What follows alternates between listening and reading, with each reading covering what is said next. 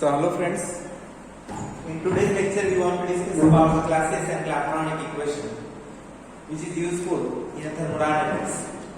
Right? It is related with the heat of vaporization of the liquid and it is used to find the molar heat of vaporization, that is delta HV, for the particular liquid. Before to start actual topic, what do you mean by the heat of vaporization, or what do you mean by the change in a state? Change in a state of a matter is taking place when heat is provided to matter. Right? When heat is provided to matter, matter changes its state. If it is solid, then it is converted into liquid. If it is liquid, it is converted into the gaseous or vapor state. Right? Here we consider heat of vaporization, that is matter changes its states from liquid state to gaseous state. Right? Actually, heat of vaporization is denoted by the symbol delta HV. Right? This is called as heat of vaporization. If you want to define heat of vaporization, then for any liquid at a given temperature, the amount of heat required for the vaporization per given weight of the liquid is a definite quantity and also known as heat of vaporization or delta HV for the particular liquid. Right? It is the difference between enthalpies for the vapor and enthalpy for the gas. Enthalpy for the vapor and enthalpy for the liquid state. That is, if mathematically or thermodynamically I want to find the heat of vaporization, then heat of vaporization is equal to delta HV. It is the difference between the two state enthalpy, that is enthalpy in the gaseous or vapor state minus enthalpy in the liquid state, that is HV minus HF. Right? Now let's consider the system. Okay, this system, that means consider a liquid. Okay, taking in a container. Okay, consider a system. Right? If we consider a system, that system undergoes change in a state from liquid state to vapor state. Right? Obviously, it is a reversible change. Right? Liquid to vapor or liquid to gaseous state. Right? Then this equation, that means for this change in the state of matter from liquid state to vaporization, vapor state, we can apply a Clausius equation or Clapeyron equation. Right? For this change in the state of matter, if I apply the Clapeyron equation, then the Clapeyron equation can be given as dP upon dt for this change, which is equal to delta H, that is change in enthalpy divided by T into Vb minus Va. Right? This is actual normal Clapeyron equation. Right? In this equation, we can make some changes. Right? Where dP is equal to dP upon dt is equal to change in the pressure, change in temperature, delta H is equal to change in enthalpy, T is equal to temperature, absolute temperature, Vb. Okay, Vp and Va, these are nothing but the volume of liquid and the volume of first state and volume of second state. Here, if we consider this system which undergo changes from liquid state to vapor state, in this equation we can make some changes. Here we can put delta H is equal to heat of vaporization. Right? T is the temperature as it is. Matter changes from liquid state to vapor state. This is the initial state and this is the final state. Therefore, instead of Vb, I can write Vg. Instead of Va, I can write Pl, that is volume of gaseous phase and volume of liquid phase. This equation can be changed as dP upon dt is equal to heat of vaporization divided by temperature into V, okay, G minus VL. Right? This equation can be written as dP upon dt, okay, delta HV, Vg into Vg minus VL. Right? Now, suppose I consider that volume of gas and volume of liquid. As compared to liquid, volume of gas is so high. Or, in other words, as compared to volume of gas, volume of liquid is so small, that is, in this equation I can write Vg is far greater than VL.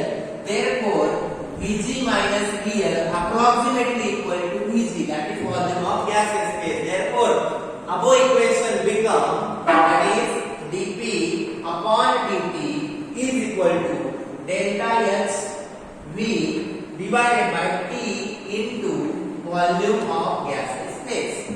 Right? Volume of the gaseous phase. Right? Now, suppose I consider for the 1 mole of the system. Right? Suppose I consider the 1 mole of the system. According to ideal gas equation, I can write PV is equal to nRT. This is ideal gas equation. This is called as ideal gas equation. But N is equal to 1 mole. For 1 mole I can write PV is equal to RT. if I am interested in a volume, Okay, then volume is equal to RT upon P. Right? Suppose I say that this is the equation number 1. then put this equation of V, or you can write here Vg is equal to RT upon P, pressure of the gas. okay. Then Above equation become, okay, I can write this equation as dP upon dT is equal to heat of vaporization multiplied by temperature into Vg, volume of gaseous phase. Instead of Vg I can write here RT upon P. Right? Now this equation become dP upon dt is equal to delta Hv. P is a divided term here. Upper side, numerator side it is multiplied. Right? R gas constant remain as it is. T into T is equal to T square. Right? Now I can write this equation as 1 upon dt into dP upon P is equal to delta H vaporization into RT square. Instead of this term, I can write here ln of P, okay, upon dt is equal to delta Hp into RT square. Right? Ln of dln of P. Right? dln of P. If you take the derivative of this, you will get this equation. Okay, dln of P upon dt is equal to delta H vaporization upon RT square. Right?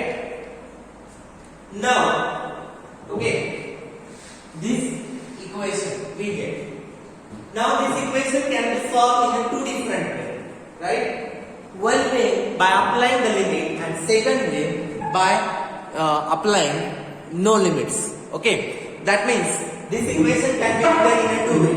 One way without the limits, and second way with the limits, or by applying the limits of temperature and the pressure. Right? Okay, then I can write here. I can solve this equation Using the integration, right? case first or Condition first. Case first or condition first.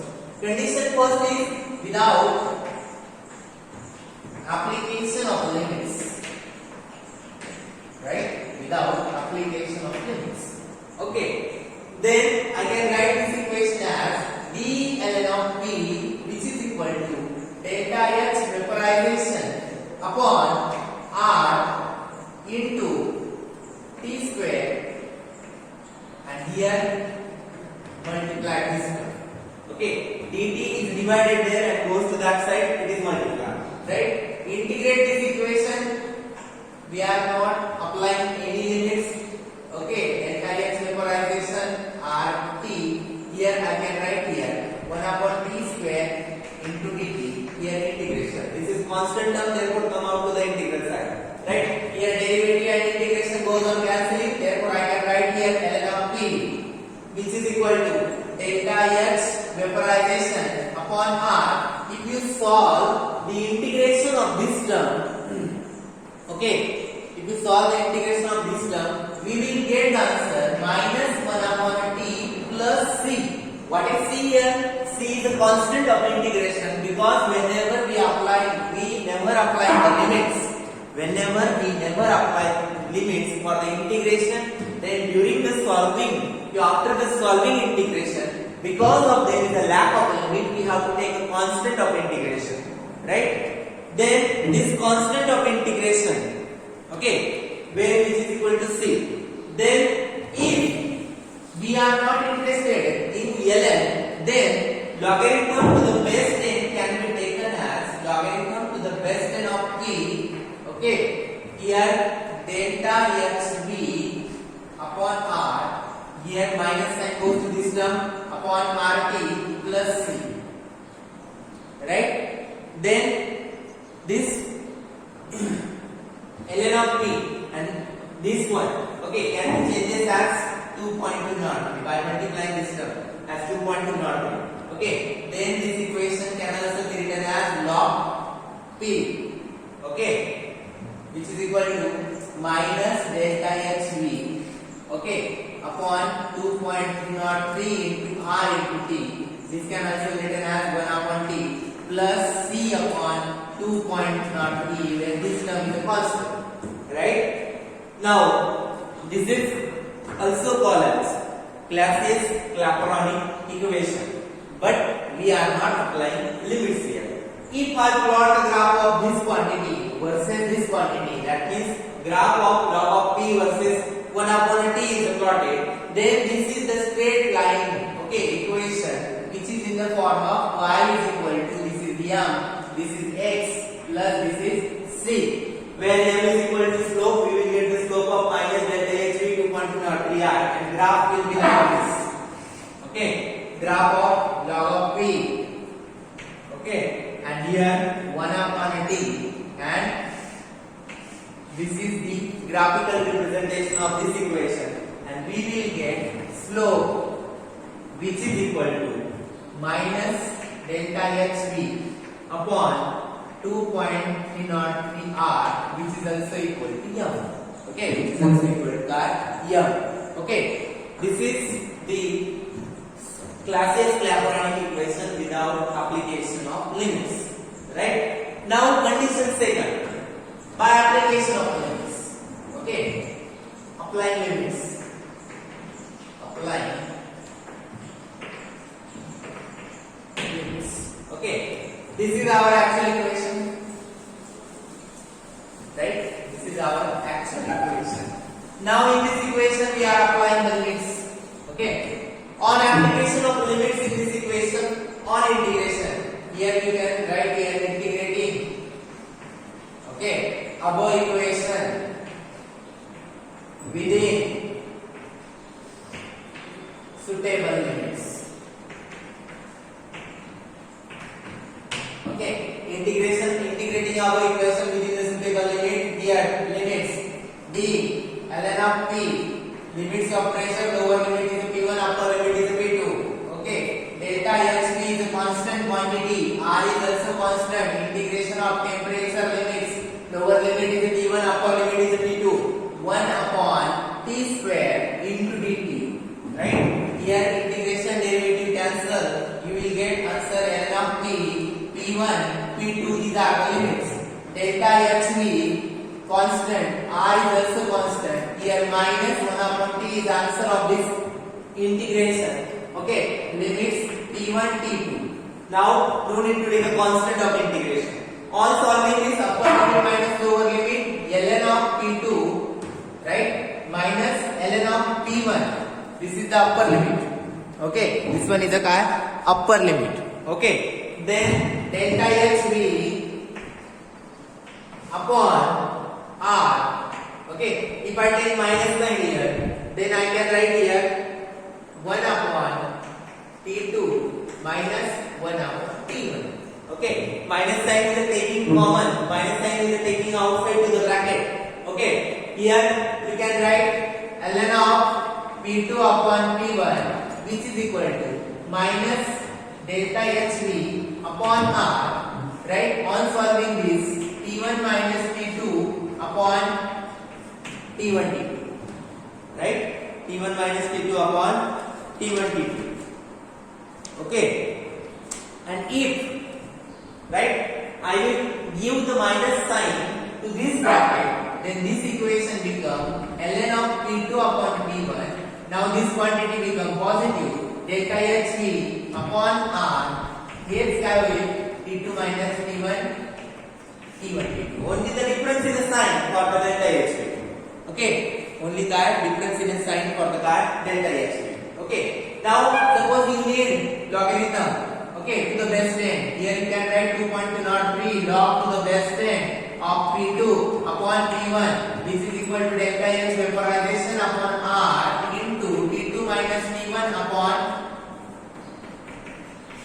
T1 T2. Right? T2 minus T1 upon T1 T2. and 2.03 goes to that side. Logarithm to the best end P2 upon P1 delta H vaporization upon 2.03 R into T2 minus P1 upon T1 T2. This is also known as Clausius-Clapeyron equation. Right? This is also known as Clausius-Clapeyron equation. By knowing P1, P2, T1, T2 and R, delta HV or heat of vaporization can be calculated. Secondly, this equation is also useful for the boiling point of to find the boiling point at any pressure, right? Vapor pressure at any boiling point. Okay, this equation can also be applicable. That is Clausius-Clapeyron equation. Also find out boiling point at any pressure, as well as it is also useful to find out the vapor pressure of particular liquid at any boiling point. Okay, vapor pressure at any boiling point for application of various solutions vapor pressure, various liquids vapor pressure is can find out by using this Clausius-Clapeyron equation, and this is the proof for this equation. I hope you can understand. In next lecture we will see one-top factor, then Raoult's law, Henry's law, colligative properties, etc. Okay, so good day all of you. Thank you.